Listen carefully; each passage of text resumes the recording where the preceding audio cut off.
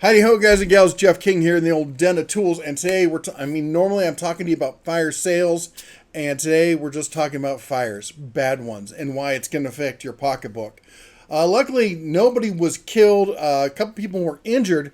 This is RY Timber, the lumber mill here in Livingston, Montana. That's where we live, and it's burned to the ground. Well, not the entire thing, but the part that's kind of one of the most important parts of the mill.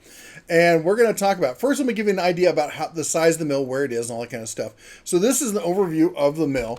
This is the outline. That's the actual lumber yard itself.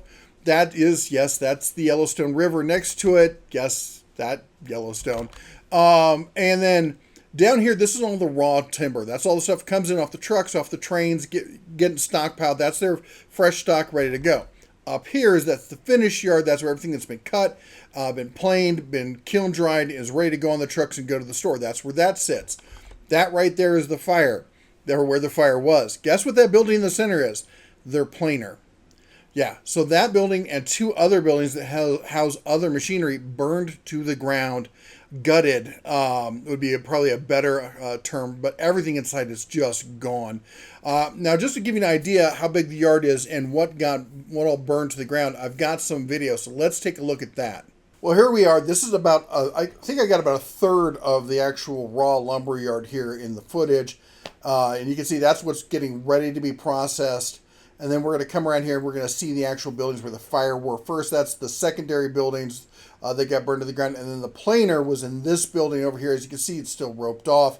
All the damage there. This thing is a total loss. It's going to take a while for them to clean this all up and get back up to production. Believe it or not, this is not the first time that an RY timber mill in Montana has burned down. It's not the first time this year. In May 27th, not that long ago, the mill in Townsend, Montana burned down. And now we've got the mill here in Livingston down. And you know what? This has been going on. There was my grill is up to temp. Just want to let me know. That's good to know. There's been mills all over the U.S. for the past year. Just ridiculous amounts of them burning down to the ground. I don't know what to say about it, but there's no two ways about it. This is clearly an issue.